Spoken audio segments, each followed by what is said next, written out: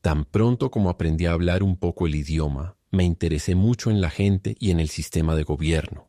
Encontré que la nación había intentado al principio el sufragio universal puro y simple, pero había desechado esa forma porque el resultado no fue satisfactorio.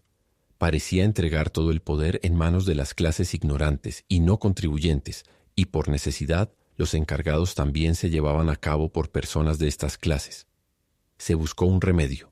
La gente creía que lo había encontrado, no en la destrucción del sufragio universal, sino en la ampliación del mismo.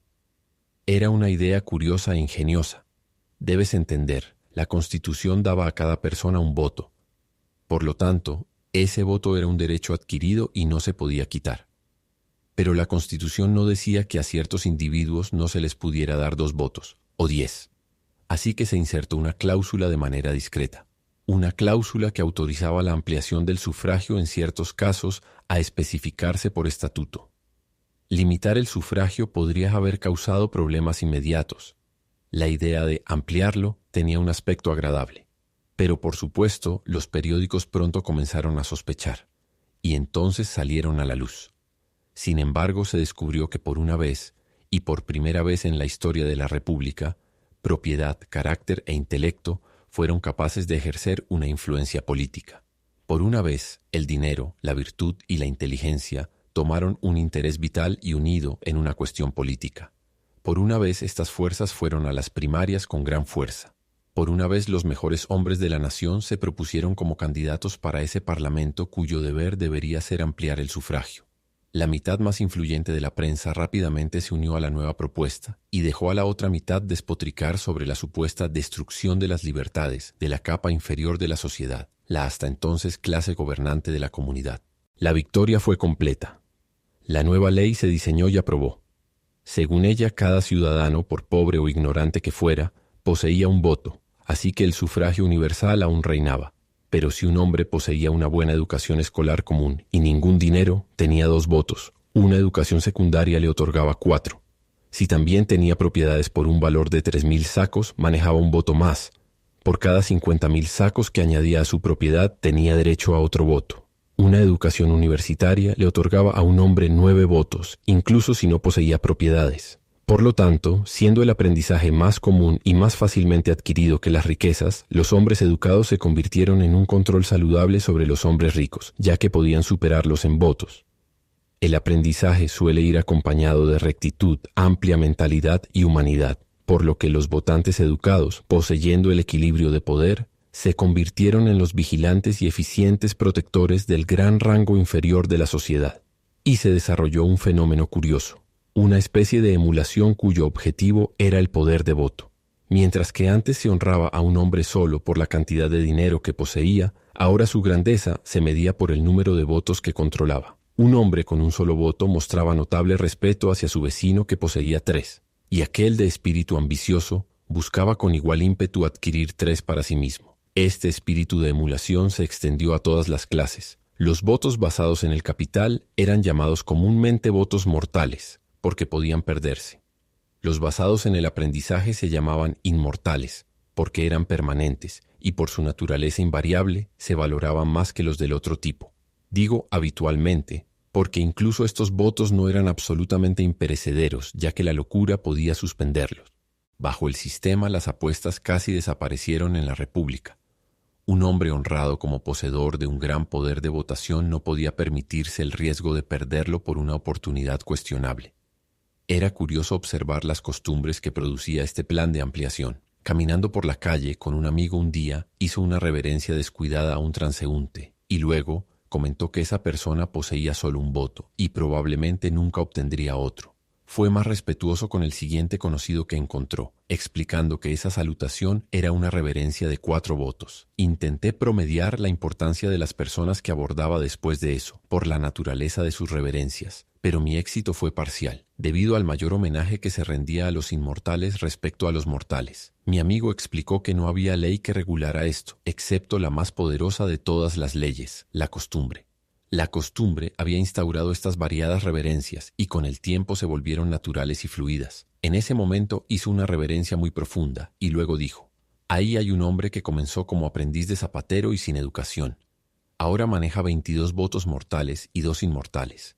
Espera pasar un examen de escuela secundaria este año y aumentar un par de votos más entre los inmortales. Un ciudadano muy valioso. Poco después, mi amigo se encontró con una persona venerable, y no solo le hizo una elaborada reverencia, sino que también se quitó el sombrero. Yo hice lo mismo, comenzando a verme afectado. ¿Qué gran personaje es ese? Ese es nuestro astrónomo más ilustre. No tiene dinero, pero posee un conocimiento impresionante. 9 inmortales es su peso político. Contrabalancearía 150 votos si nuestro sistema fuera perfecto. ¿Existe alguna grandeza monetaria a la que te quites el sombrero? No. 9 votos inmortales es el único poder al que descubrimos, es decir, en la vida civil. Los oficiales de muy alto rango reciben esa muestra de homenaje, por supuesto. Era común escuchar a la gente mencionar con admiración a los hombres que habían comenzado la vida en los niveles más bajos y con el tiempo habían logrado un gran poder de votación. También era común escuchar a los jóvenes planear un futuro con una gran cantidad de votos para ellos mismos. Escuché a madres astutas hablar de ciertos jóvenes como buenos partidos, porque poseían tal o cual número de votos. Conocía más de un caso en que una heredera se había casado con un joven que solo tenía un voto. El argumento era que estaba dotado con tan excelentes cualidades que con el tiempo adquiriría una buena fuerza de votación, y quizás a largo plazo podría superar en votos a su esposa, si tenía suerte. Los exámenes competitivos eran la norma, y en todos los niveles oficiales. Observé que las preguntas que se hacían a los candidatos eran disparatadas, intrincadas y a menudo requerían un tipo de conocimiento no necesario para el cargo buscado. ¿Puede un tonto o un ignorante responderlas?, preguntó la persona con la que estaba hablando. Ciertamente no. Bueno, no encontrarás tontos ni ignorantes entre nuestros funcionarios. Me sentí bastante acorralado, pero me las arreglé para decir, pero estas preguntas abarcan mucho más terreno del necesario. No importa. Si los candidatos pueden responder a estas, es una evidencia bastante razonable de que pueden responder casi cualquier otra pregunta que elijas hacerles. Había algunas cosas en Gondor que eran sorprendentes. Una era que la ignorancia y la incompetencia no tenían lugar en el gobierno. El cerebro y la propiedad manejaban el Estado. Un candidato para un cargo debía tener habilidades marcadas, educación y alto carácter, o no tenía ninguna posibilidad de ser elegido. Si un carretero poseía estas cualidades, podía tener éxito, pero el mero hecho de ser carretero no podía elegirlo como en tiempos anteriores. Ahora era un gran honor estar en el Parlamento o en un cargo. Bajo el antiguo sistema, tal distinción solo había traído sospechas sobre un individuo y lo había convertido en un blanco indefenso para el desprecio y la escurrilidad de los periódicos.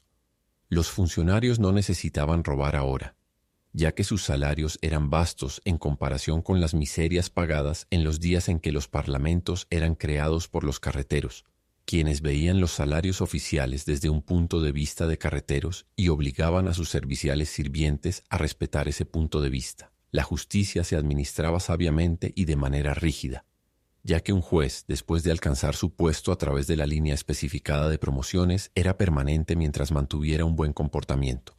No estaba obligado a modificar sus juicios según el efecto que pudieran tener sobre el temperamento de un partido político reinante. El país era gobernado principalmente por un ministerio que salía con la administración que lo había creado. Esto también ocurría con los jefes de los grandes departamentos. Los funcionarios menores ascendían a sus respectivas posiciones a través de promociones bien ganadas, y no por un salto desde licorerías o desde las familias necesitadas y amigos de los miembros del Parlamento. El buen comportamiento medía sus términos de oficina. El jefe del gobierno, el gran califa, era elegido por un período de 20 años. Cuestioné la sabiduría de esto. Me respondieron que no podía hacer ningún daño, ya que el ministerio y el parlamento gobernaban el país, y él podía ser sometido a impugnación por mala conducta. Este gran cargo había sido ocupado hábilmente 2 veces por mujeres tan adecuadamente capacitadas para ello como algunas de las reinas de la historia.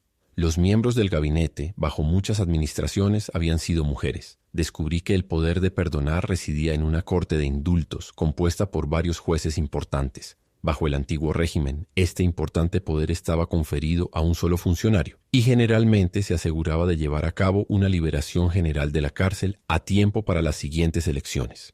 Pregunté sobre las escuelas públicas. Había muchas de ellas, y también colegios gratuitos. Pregunté sobre la educación obligatoria.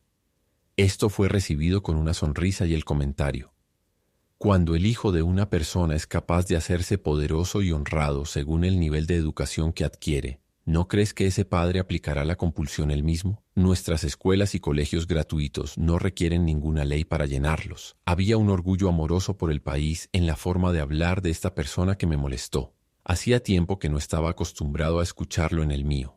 Los aires nacionales de Gondor resonaban constantemente en mis oídos. Por lo tanto, me alegraba dejar ese país y volver a mi querida tierra natal, donde uno nunca escucha ese tipo de música.